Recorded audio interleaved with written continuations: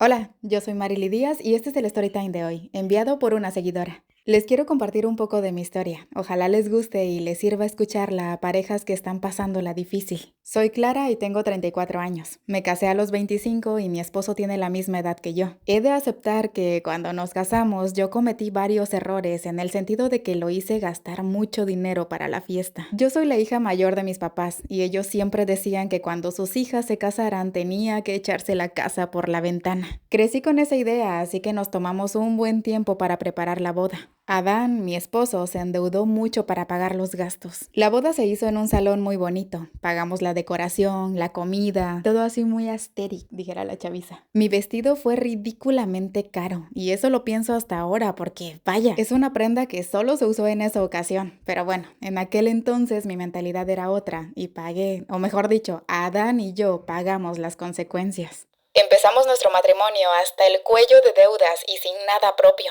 Afortunada o desafortunadamente, mi suegra tenía cuartos de renta y nos prestó uno para que viviéramos ahí mientras nos recuperábamos. La verdad, no me agradaba estar ahí porque era muy pequeño. Y es que, imagínense, yo en casa de mis papás tenía todas las comodidades. Con decirles que mi recámara era del tamaño de la que ahora era mi casa. Pero estaba con Adán y claro que era feliz, pero tanto él como yo teníamos claro que esa situación sería temporal. Al cabo de 5 meses logramos mudarnos a una casa un poco más grande y ahí estábamos tratando de salir adelante. Cabe mencionar que mis papás siempre me decían que cualquier cosa que necesitara les dijera y ellos me apoyarían. Sin problema yo podía pedirles que nos prestaran dinero o su carro, pero yo nunca quise pedirles ayuda porque quería hacer mis propias cosas, con mi propio esfuerzo. Por otro lado, de Adán no me puedo quejar. Él siempre ha sido muy trabajador, no se raja con nada y cualquier cosa que yo le digo siempre me dice que lo intentemos y así. Es también muy cariñoso y respetuoso, pero lamentablemente Adán tenía un único defecto.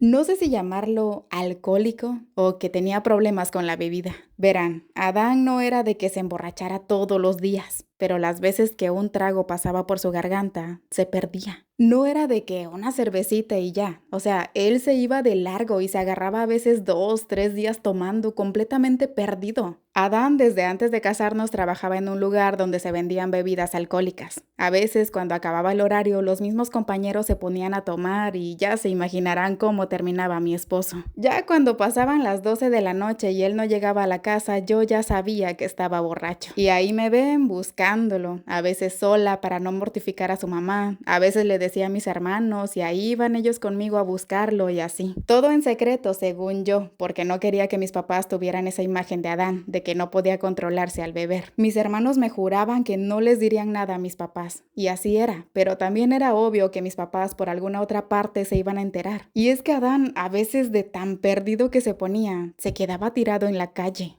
Un día mis papás fueron a mi casa y hablaron conmigo sobre ese tema. Me dijeron que ellos ya sabían que Adán tenía ese problema y que yo no tenía por qué andar sufriendo con esa situación, que si yo quería podía regresar a la casa, que mi habitación ahí estaba tal y como la dejé. Mis papás siempre tan presentes.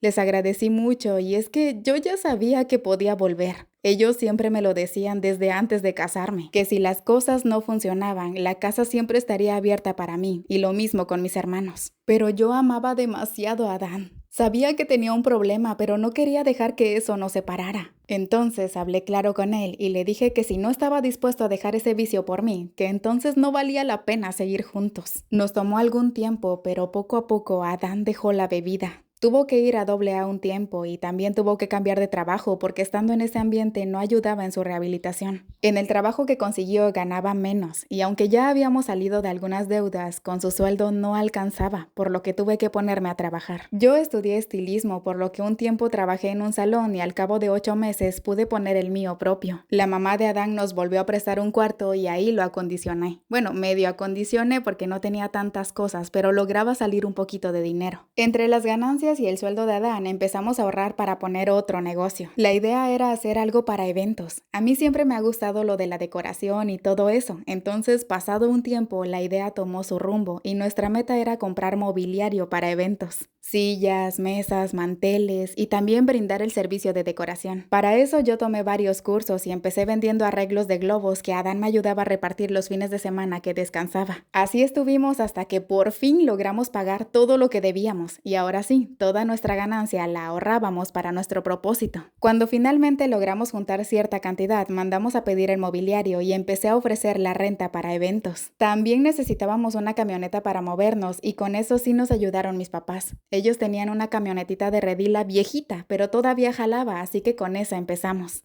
Yo ponía promociones, paquetes donde si pedían toda la decoración, la renta de sillas era gratis y así, al principio, para recuperar la inversión. Ya para entonces había dejado lo del salón para enfocarme 100% en el nuevo negocio. Habían semanas que nadie nos contrataba, pero afortunadamente la venta de arreglos con globos siempre salía. Habían también fines de semana donde se nos rentaba todo. El mobiliario que habíamos adquirido era de 100 sillas y 10 mesas, y a veces en un solo evento nos rentaban todo con todo y manteles. Poco a poco mis clientas me recomendaban y así mis decoraciones fueron agarrando popularidad aquí de donde soy. Y así llegamos al punto de que cada fin de semana sí o sí había trabajo. Adán dejó su empleo y ahora nos dedicábamos por completo a esto.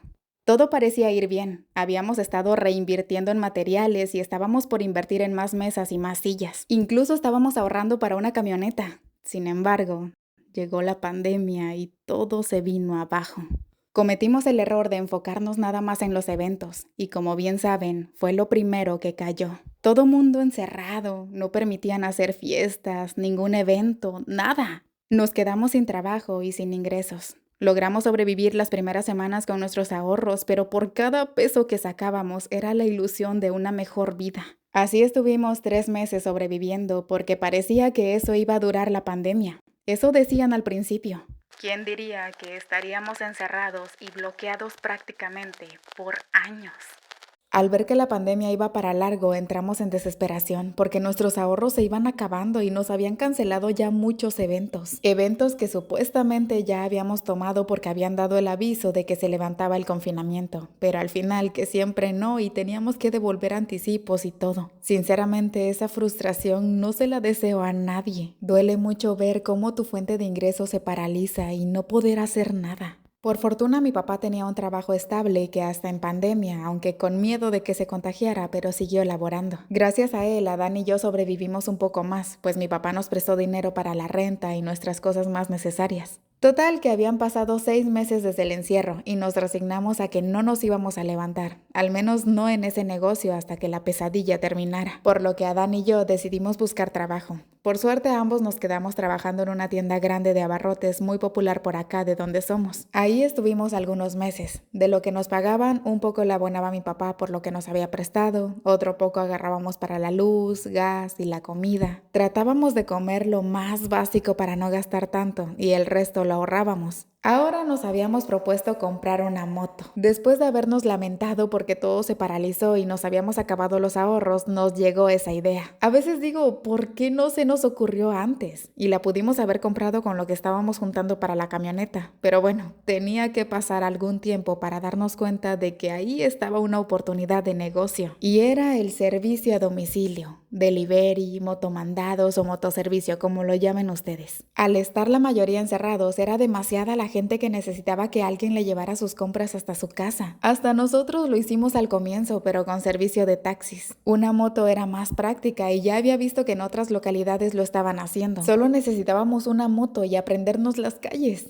Cuando por fin logramos juntar cierta cantidad, la fuimos a sacar. Podíamos sacarla a crédito porque Adán tenía tarjeta, pero no queríamos endeudarnos tanto, así que pagamos de contado más de la mitad y el resto saldría de los mismos servicios. Ya teníamos la moto, ahora tocaba darle publicidad. En ese negocio empezó ahora solo Adán. Yo seguí trabajando en aquella tienda de abarrotes porque igual no queríamos arriesgarnos tanto y perder el sueldo que teníamos ahí. Solo sacrificamos uno y ahí vamos de nuevo, poniendo todas nuestras esperanzas en aquella motito. Diario salían servicios. Digamos que no nos costó tanto hacernos de clientes porque clientes ya teníamos con lo de las decoraciones y la renta de sillas, solo que ahora el servicio era otro. Diario nos llamaban para pedir algo y aunque la ganancia no era mucha, por lo menos salía el sueldo que estábamos teniendo en la tienda. Dejamos pasar un par de meses y cuando Adán vio que cada vez eran más los servicios y a veces los clientes tenían que esperar mucho porque no se daba abasto, me dijo que ya me saliera de la tienda y le diéramos juntos a la moto. Pero para eso necesitaríamos comprar otra moto.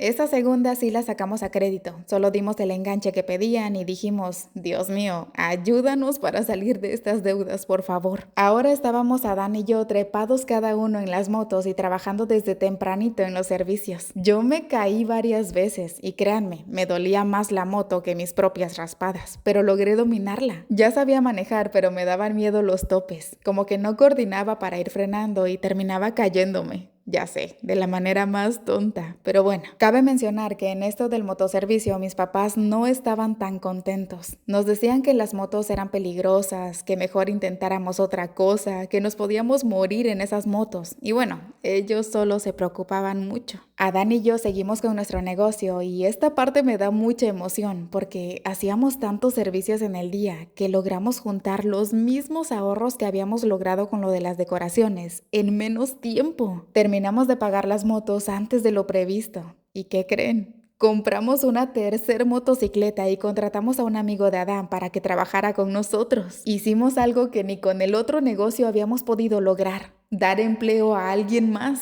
Estábamos muy contentos y emocionados, aunque claro que los inconvenientes nunca faltan. Este chico que contratamos a veces faltaba, un par de veces se accidentó y una ocasión Tránsito le quitó la moto por no llevar casco ni licencia. Cosas que sí tenía, pero decía que el casco le estorbaba. Finalmente lo despedimos y contratamos a otro muchacho responsable. ¿Y adivinen qué? ¡Se vino nuestra cuarta moto! Para esto ahora contratamos un par de muchachos más y yo dejé de entregar. Ahora me dedicaba solo a atender los pedidos y dárselos a los chicos para que los surtieran. Siempre tratábamos de hacer los servicios más rápido y por eso la mayoría de gente prefería pedir con nosotros. Porque claro que no éramos los únicos con ese negocio de entregas a domicilio, pero nos preferían porque además de no tardar tanto, siempre teníamos cuidado con los mandados. Más cuando nos pedían comida. Cuidábamos que llegaran bien, que no estuviera todo derramado y así. Pasó el tiempo y cuando nos dimos cuenta ya teníamos ahorrada la cantidad necesaria para comprar la camioneta que queríamos para lo de las sillas. Alguna usada, claro, pero ahora no sabíamos si dar el paso esperando que lo de la pandemia acabara o invertir en más motos.